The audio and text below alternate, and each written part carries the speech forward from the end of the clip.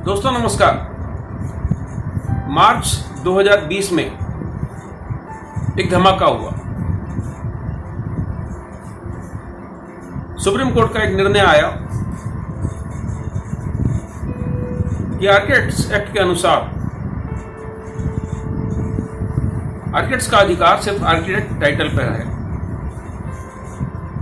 भवन निर्माण करने के लिए हर वो व्यक्ति स्वतंत्र है जो उस क्षेत्र में काम करना चाहता है। शर्त सिर्फ इतनी है कि वो आर्किटेक्ट टाइटल का इस्तेमाल नहीं करेगा। फिर वो व्यक्ति चाहे इंजीनियर हो, ड्राफ्ट्समैन हो, बिल्डर हो, ठेकेदार हो, मिस्त्री हो, या कोई भी ऐसा व्यक्ति जो भवन निर्माण में अपनी रुचि रखना चाहता है या काम करना चाहता है।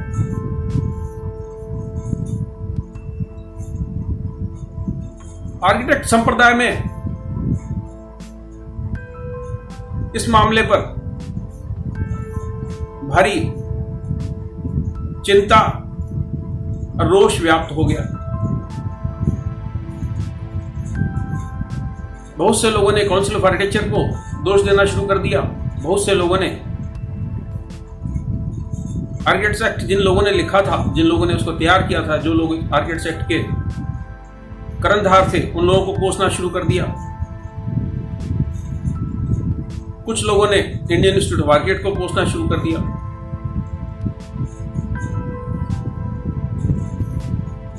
बगैर किसी ने सोचे समझे कि इंडियन इंस्टीट्यूट ऑफ आर्किटेक्ट क्या है, काउंसिल ऑफ आर्किटेक्चर क्या है, आर्किटेक्ट्स एक्ट क्या है, इस मामले पे विभिन्न हाई कोर्ट्स के क्या निर्णय थे, सुप्रीम कोर्ट के कुछ और निर्णय आर्किटेक्चरल प्रैक्टिस या आर्किटेक्ट्स एक्ट के बारे में क्या थे। किसी ने उन जजमेंट्स को पढ़ना गवारा नहीं समझा।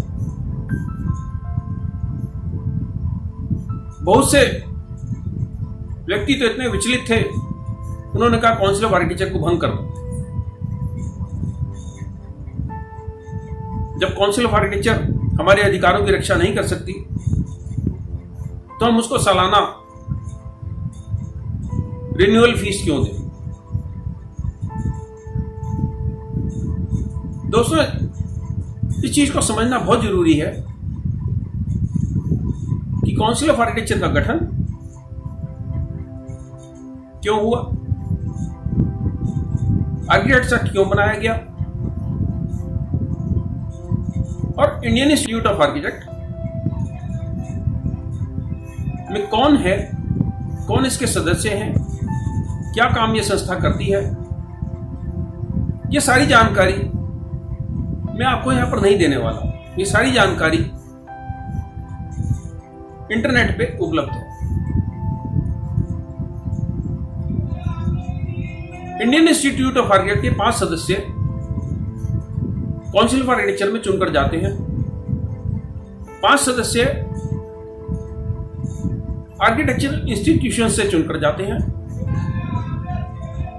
और हर राज्य की सरकार अपना एक प्रतिनिधि काउंसिल में मनोनीत करती है।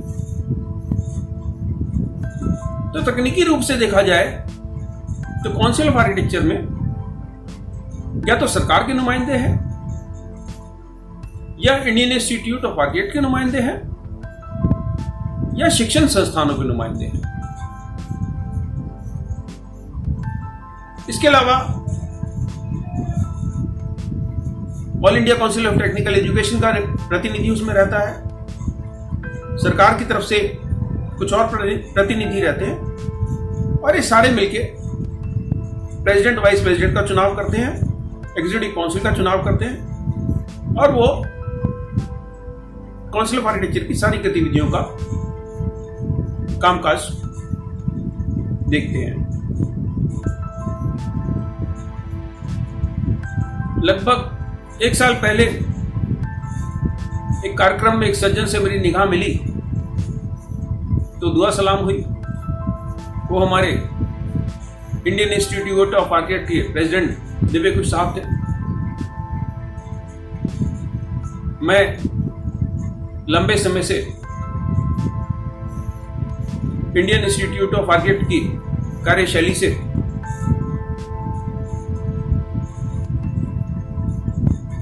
विचलित होते हुए इनके बारे में लगातार सोशल मीडिया पे कुछ ना कुछ लिखता रहता हूं।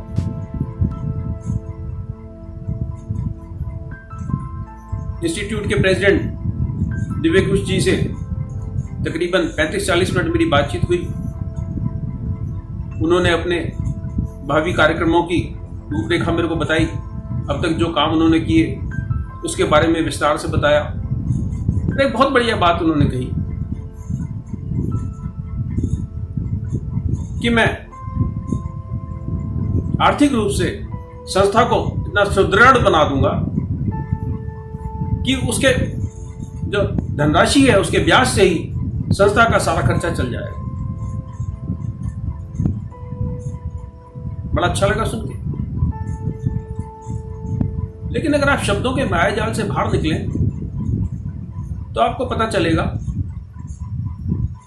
कि धनराशि से कुछ नहीं होता। काउंसिल ऑफ आर्किटेक्चर के हिसाब किताब को अगर आप इंटरनेट पे खंगालें तो आपको पता चलेगा पिछले साल इनके पास 16 करोड़ रुपए सारे खर्चे करने के बाद बच गए। मैं लगातार ये बात कहता रहता हूं कि ये पैसा बचा के आप करेंगे क्या। ना तो आप फर्जी आर्किटेक्ट्स के खिलाफ कार्रवाई कर रहे हैं, ना आप उन म्यूनिसिपैलिटीज या डेवलपमेंट अथॉरिटीज के खिलाफ कोई कानूनी कार्रवाई कर रहे हैं जो आर्किटेक्ट्स का निरंतर शोषण कर रही है, जो आर्किटेक्ट्स से तरह तरह से पैसे वसूल रही है, कभी रजिस्ट्रेशन के नाम पे, कभी एम्पैनलमेंट के नाम पे। 5 साल में इंडियन इंस्टीट्यूट ऑफ आर्किटेक्ट के तरफ से क्या किसी म्युनिसिपल कमेटी या डेवलपमेंट अथॉरिटी के ऊपर कोई मुकदमा दर्ज किया गया जिसमें उनसे मांग की गई कि आप आर्किटेक्ट्स का रजिस्ट्रेशन करना बंद करें, आर्किटेक्ट से पैसे वसूलना बंद करें? क्या काउंसिल ऑफ आर्किटेक्चर ने पिछले 5 साल में या 10 साल में किसी म्युनिसिपल कमेटी या डेवलपमेंट अथॉरिटी के खिलाफ मुकदमा दर्ज करा? क्या इंडियन इंस्टीट्यूट ऑफ आर्किटेक्ट ने किसी फर्जी आर्किटेक्ट के खिलाफ कोई मुकदमा दर्ज करा? क्या है आपका कामकाज? आप अंतरराष्ट्रीय स्तर पर भारतीय आर्किटेक्चर को पहुंचाने की बात करते हैं, उसी में आपका एग्जिट एग्जाम आता है,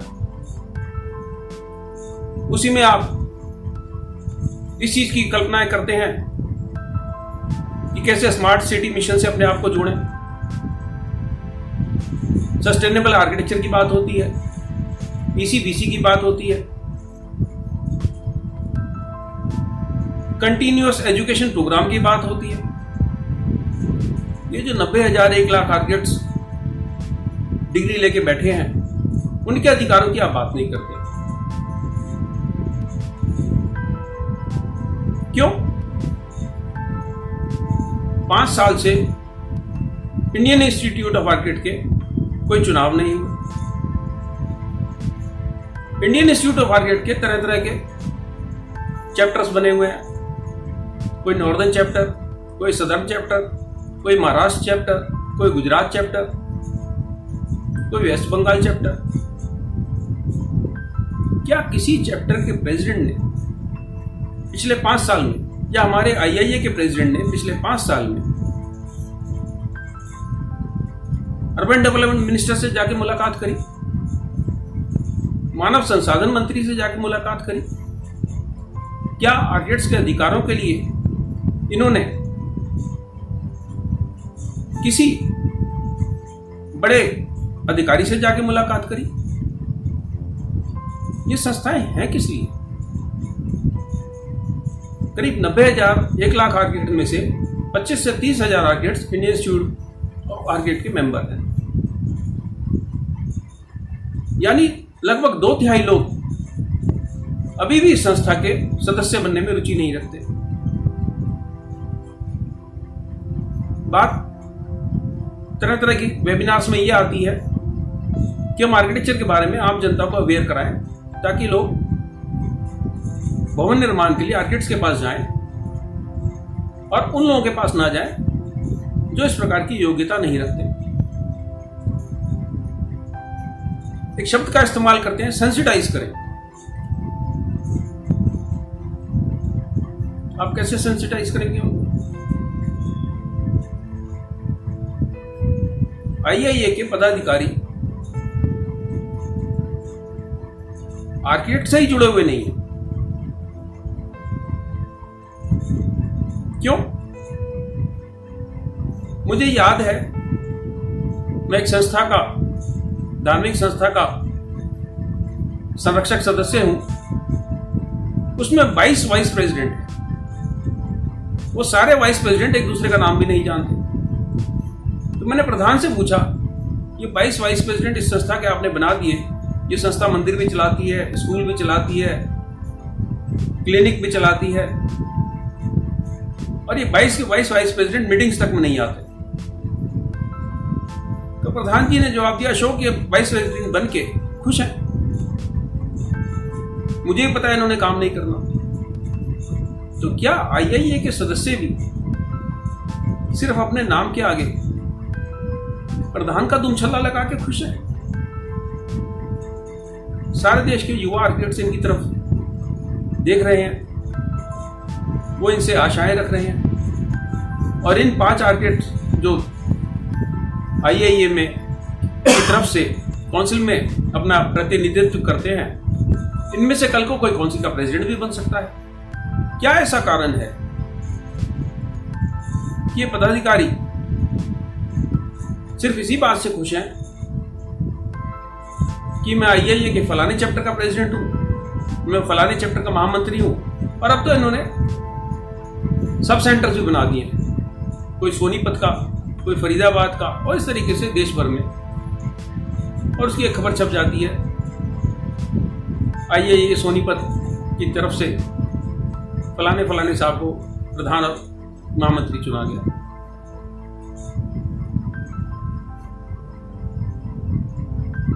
मार्च 2020 में जो सुप्रीम कोर्ट का निर्णय आया, क्या उसके बाद IIA की नैतिक जिम्मेदारी नहीं बनती थी कि उस निर्णय पे सुप्रीम कोर्ट में एक पुनर्विचार याचिका दायर करे और सुप्रीम कोर्ट को सारे मामले से अवगत कराए और उसको बताए कि उसके निर्णय में कहां कमी रह गई थी, किस प्रकार से जो आर्किटेक्ट एक्ट बना है और किस प्रकार से उसमें सिर्फ आर्किटेक्ट टाइटल को ही सुरक्षित नहीं किया गया, बल्कि स्टाइल ऑफ आर्किटेक्ट को भी सुरक्षित किया गया है। स्टाइल ऑफ आर्किटेक्ट का तात्पर्य यह है कि कोई भी अशिक्षित व्यक्ति अपने आप को ना आर्किटेक्ट बताएगा और ना कोई ऐसा काम करेगा जिससे यह झलके कि यह व्यक्ति आर्किटेक्ट है। आज तकरीबन 4 महीने बीत चुके हैं, इंडियन इंस्टीट्यूट ऑफ आर्किटेक्ट की तरफ से या काउंसिल ऑफ आर्किटेक्चर की तरफ से सुप्रीम कोर्ट में कोई पुनर्विचार याचिका अभी तक दायर नहीं की गई। लॉकडाउन पीरियड में इनके पास समय है वेबिनार्स करने का, तरह तरह की वेबिनार्स करने का, कभी लाइटिंग के ऊपर, कभी सस्टेनेबिलिटी के ऊपर, कभी एग्जिट एग्जाम के ऊपर, और इनके पास समय है सेंट्रल विस्टा के ऊपर जाके केंद्रीय सरकार को चिट्ठियां लिखने का। आप आर्किटेक्ट की छोटी छोटी समस्याएं, जो छोटे छोटे आर्किटेक्ट्स के लिए बहुत बड़ी समस्याएं हैं, उस पर कुछ काम करने के लिए तैयार नहीं है। आप सरकार के अधिकारों को चुनौती दे रहे हैं कि पार्लियामेंट हाउस वो बनाए तो कैसे बनाए या नहीं बनाए। आप किसी म्युनिसिपैलिटी के खिलाफ छोटा सा मुकदमा दर्ज करने की हिम्मत नहीं रखते।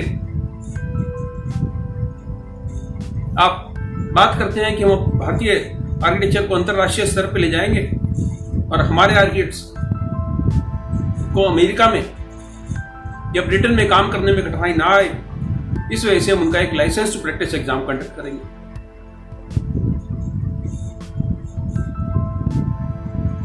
इंडियन इंस्टीट्यूट ऑफ आर्किटेक्ट लगभग 100 साल पुरानी संस्था है।